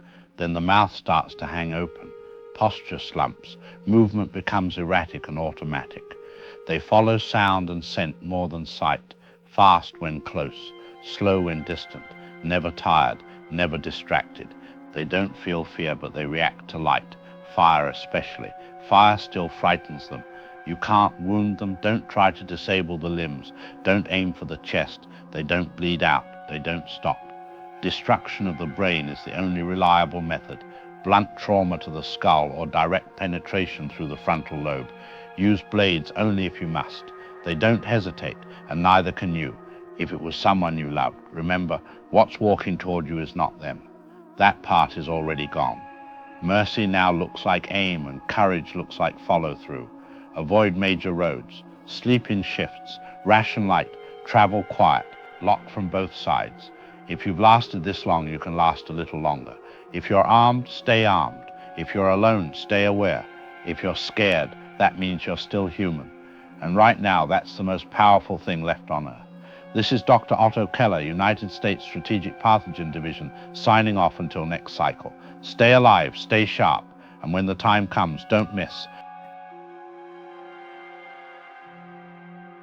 Though I walk through the valley of the shadow of death, I will fear no evil, for thou art with me.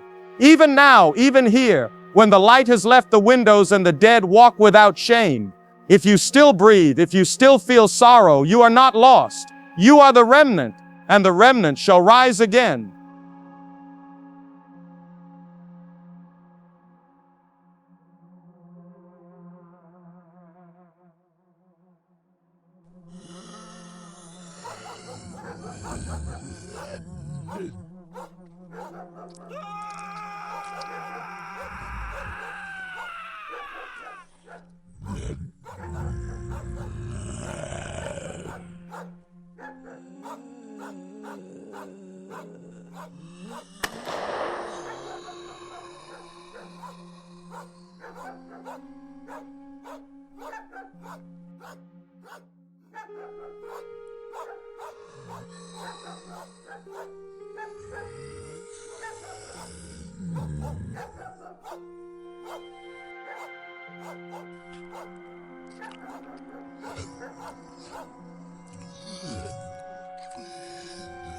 This is the emergency broadcast system. Do not approach suspected infected individuals. Shelters are no longer operational. Avoid all major population centers. Federal assistance is no longer available. This transmission will repeat every 6 hours until manually terminated. Do not approach suspected infected individuals.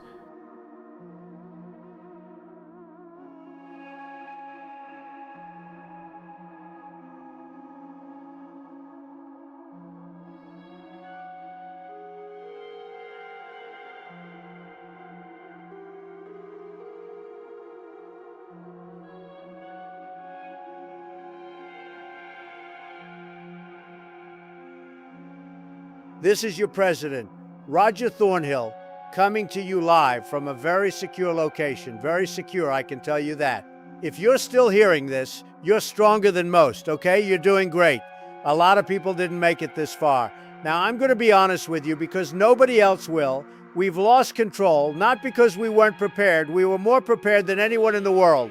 That's a fact. But this started way before me. You know that. They let it grow. They let it spread. Years and years of bad decisions, open borders, bad science, fake leadership. We did everything we could. We locked down early. We built the bunkers. We issued the warnings, strongest warnings maybe ever. And I'll tell you, we held the line longer than anyone thought possible.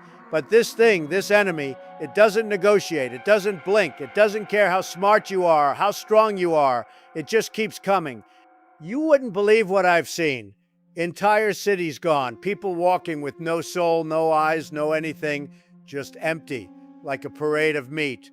And the media, what's left of it, they still want to blame me. Can you believe that? President Thornhill didn't act fast enough. Excuse me? We shut down airspace, nationalized the fuel reserves, deployed every resource faster than any president in American history. Nobody handled it better. Nobody could have done more. That's what they're saying underground, believe me.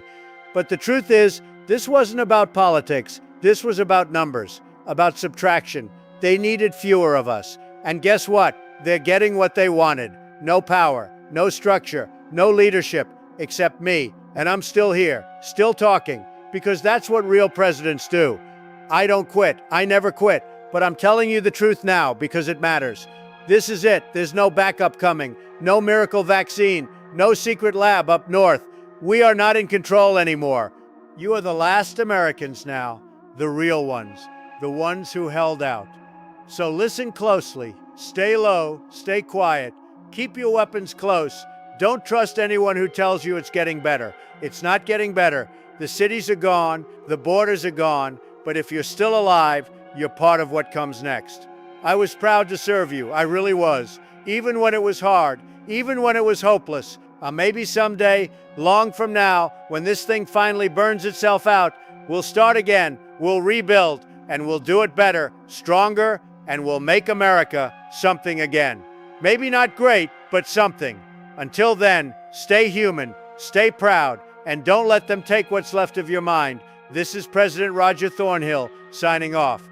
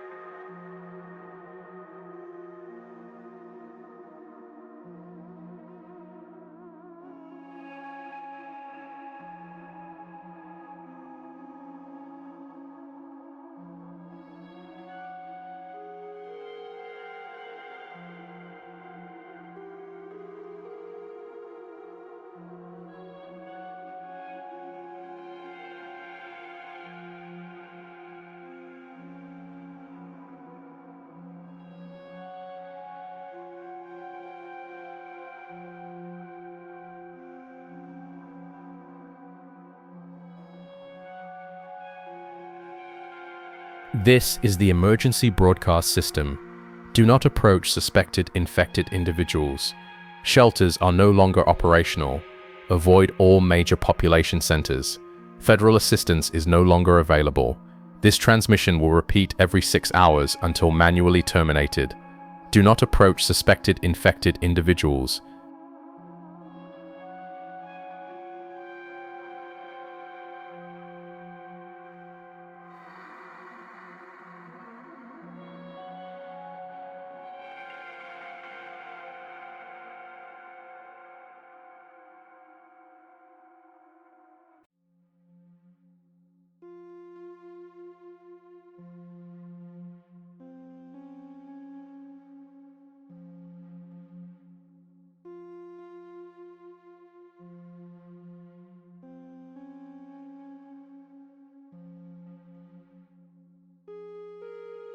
It's just me tonight. No guest, no table talk, just this mic, a flashlight, and what's left of my voice.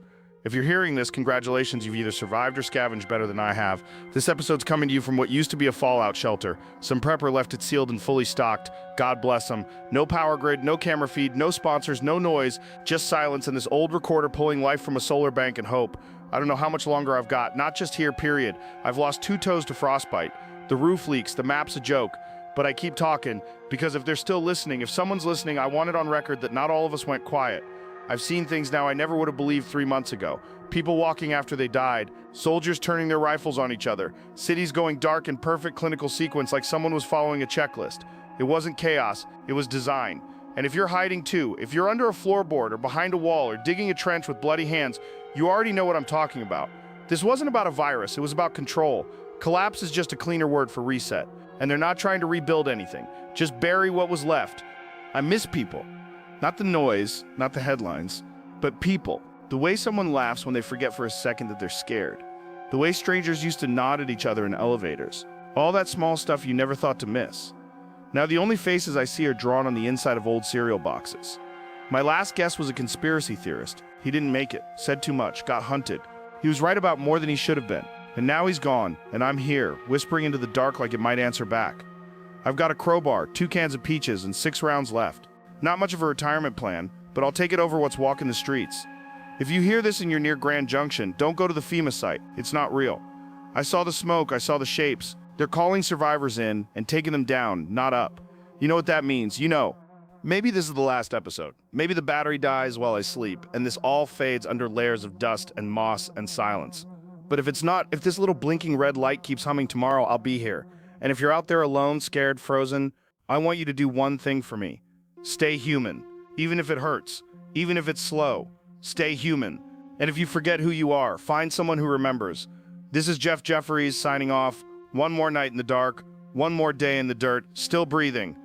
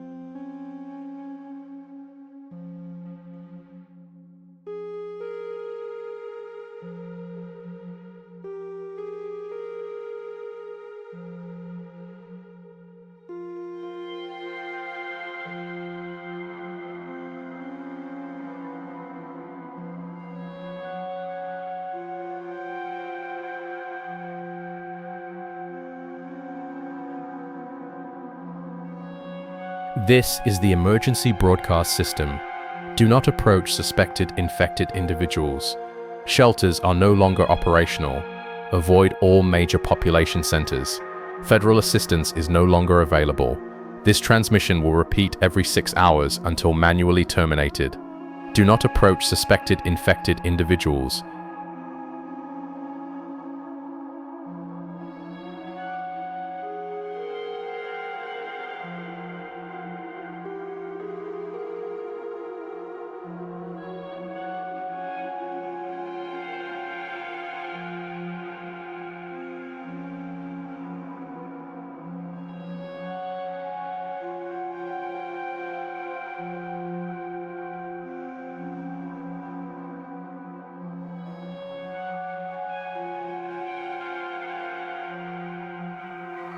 Dr. Otto Keller, United States Strategic Science Division, Terminal Node Epsilon. This recording is made at time index 274 hours past the collapse of national containment protocols. I believe I am the final mainland asset still transmitting. The generator failed last night. I am on stored batteries, filtered oxygen, and time borrowed from better men. I've had over 3 weeks to think about what went wrong, and I can tell you our mistake wasn't scientific, it was human. The early models were clear. The velocity of spread, the neurological implications, the cross-species leap probabilities, all of it was in the data. But we delayed, we softened the language, we prioritized calm over clarity, and that cost us our chance. Measured by the time leadership authorized suppression protocols, the replication rate had already broken containment in 8 major zones. They held meetings while cities died. They formed committees while hospitals collapsed. We always thought the end would come with chaos, but it didn't. It came with silence, with systems failing one by one, with voices cutting out mid-sentence. I still haven't heard a human voice in 15 days. I found a body near sublevel 2 earlier today. Civilian, mid-30s, bitten but not turned. His name was John Roby. I recognized it from old logs. He left no message, just a broken recorder, a burned-out lantern, and a room sealed from the inside. He stayed himself to the end. That's all I'll say. I collected samples out of habit, though the lab is non-functional. The equipment is dead, and I doubt the data will outlive me. Still, I document, because that's what we do. We witness, even now, especially now. The pathogen has changed since the first wave. The infected move differently, slower, less coordinated. Clustering, not hunting. I don't know if it's degradation or evolution, maybe both, but we no longer understand it, and we no longer have the tools to try. The satellites are dark. No coded returns, no pings, no signals from naval outposts, nothing from Antarctica, nothing from orbit. The world is still, utterly still, utterly still. If anyone ever hears this, know this wasn't an extinction event. It was a failure cascade. Every level cracked under pressure, not because of what we didn't know, but because of what we chose to ignore. We had time, we had tools, we had warnings, but we waited, we debated, we postponed. We believed we were too connected to fall apart, too advanced to disappear, too civilized to devour ourselves, but none of that mattered, not to the thing that came. I don't know what's left. Maybe nothing, maybe fragments, maybe a few thousand people hiding beneath stone and ice and ash. But if you find this, if you're rebuilding from whatever's left, remember this: the collapse didn't come because we lacked knowledge. It came because we lacked will. Dr. Otto Keller, Strategic Science Division. Final entry, end of file.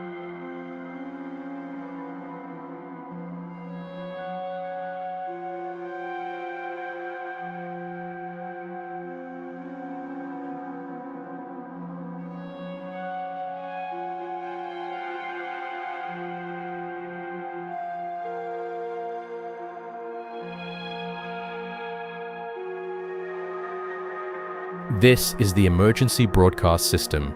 Do not approach suspected infected individuals. Shelters are no longer operational. Avoid all major population centers. Federal assistance is no longer available. This transmission will repeat every 6 hours until manually terminated. Do not approach suspected infected individuals.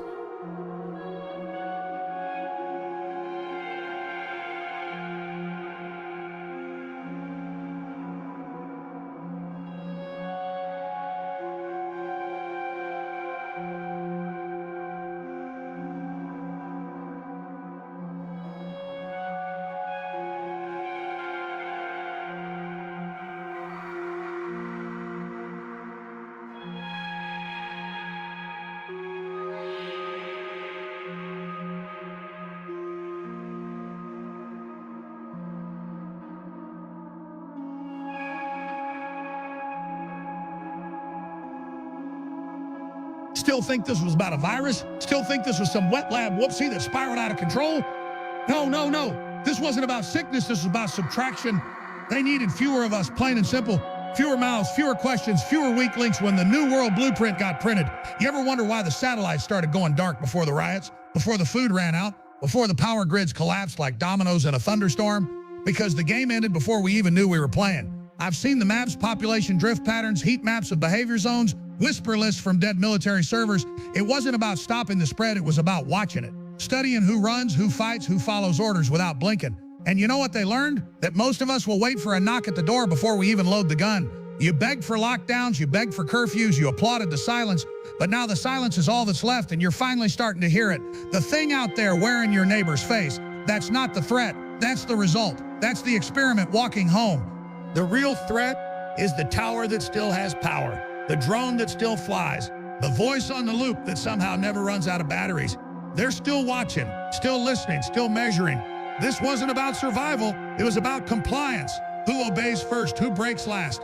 You think they didn't model this? They ran a dozen simulations just like it. Event 211, Crimson Contagion, Silent Winter, just dry runs for the final purge. This is Event 0. This is the day the page turns and everything familiar gets edited out. They built shelters for themselves in Antarctica, under Denver, deep in the oceanic trench off Guam. They're drinking glacier water and watching old sitcoms while you dig for batteries in a flooded pharmacy and pray your dog doesn't bark too loud. They don't fear the infected. They fear you surviving long enough to remember who did this, because memory is the one weapon they can't unmake. Not yet. I've sealed myself in. Last wall of lead, last can of beans, last case of air filters. Doesn't matter. They'll find me eventually. They always do. I've had dreams of the world before, of traffic and laughter and heat from the sidewalk. Now I dream in static. I dream in teeth. And I still speak because I don't want them to erase everything. If you're still out there, remember the names. Not the ones they broadcast, the ones they erased. The ones who tried to tell the truth before it cost them everything. Write them down, etch them on steel, carve them into stone, hide them in walls, burn them into code. Because when this thing's done walking, it's gonna want someone to blame. And it better not be the ones who warned you.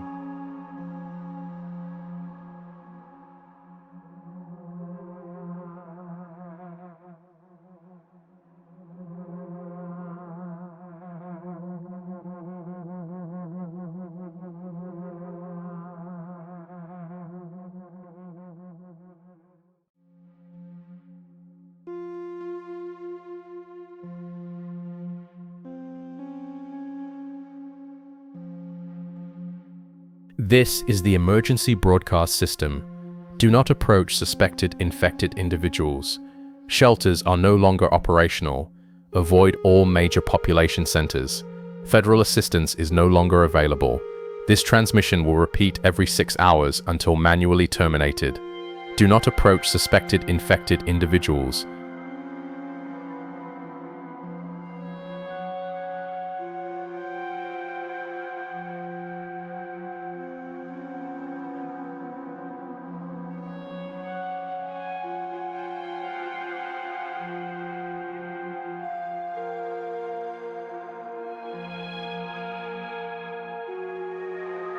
If you're hearing this, you're still alive, and that makes you holy. This church is gone. The roof caved last night when the wind shifted and the choir loft burned in silence because there was no one left to sing. But the pulpit still stands, and the word doesn't need 4 walls to speak. We've been told that we are finished, that the world is over, and that all that remains is ash and teeth and silence. But the Lord is not undone by silence. He moves through it. He always has. I have seen things that would ruin a weaker man. A boy with no eyes crawling through a nursery humming a song he never learned. A woman cradling her dead husband's jaw like it still remembered her. And I've seen my own hand tremble over the rifle, asking God if mercy looks like a bullet or a prayer. Sometimes it's both. You want to know what these things are? These walkers, these mockeries of memory and blood, they are the wages of forgetting. For years we worshipped screens and power and speed and comfort, built towers taller than Babel and filled them with fear and data and loneliness. And now those towers fall and the streets run full of what we refuse to name. We called it a virus, a breach, a failure of infrastructure, but it was a failure of soul. It was the long forgetting of the face of God. We turned away from the light and made idols of our own cleverness, and now the darkness we invited has taken flesh and walks among us. Every bite, every scream, every empty stare, these are the fruits of a world that forgot how to kneel. But there are still people out there, still breathing, still trembling, still human. And that means we are not forsaken. The remnant shall rise, not in armies or banners or fire, but in silence, in loyalty, in grace. You don't need a preacher to tell you what's right now. You already know. Lock your doors, sharpen what needs sharpening, feed who you can. And when the time comes, when the cold comes, when the hunger comes, do not mistake the face of the dead for the voice of the living. Trust only those who remember their names, who speak with warm breath, who weep for what they've lost. For the enemy does not come with horns and hooves. He comes wearing the face of your father, speaking in the voice of your child, reaching with the hands that once held you safe. But those hands are cold now, and that voice is hollow, and behind those familiar eyes is nothing but appetite and the echo of what used to be love. Do not be deceived by grief into opening doors that should stay closed. Mourn the dead, but do not join them before your time. I will not survive this. The batteries are low, and I am lower still. I have written my final scripture in blood and splintered wood, and I will leave the door unlocked for whoever needs shelter one last night. But when I lie down, I will do so with my boots on and my eyes open, because the Lord may yet whisper, and I want to hear him if he does. I have spent 40 years behind this pulpit preaching about valleys of death and still waters, never knowing I would walk through both in a single season. But I am not afraid. Death is not the end of the story. It is only the turning of a page, and the author's hand remains steady even when the words grow dark. To my congregation, scattered like seed on poisoned ground, you are still my flock even in the wilderness. Find each other, protect each other. Remember that love is not weakness, but the sharpest sword against this consuming darkness. So go now, children of dust and wire and sorrow. Be kind where you can, be fierce where you must, and do not let this new dark name your soul. The remnant shall rise, and when the morning comes, and it will come, may you be among those who see the light. Amen.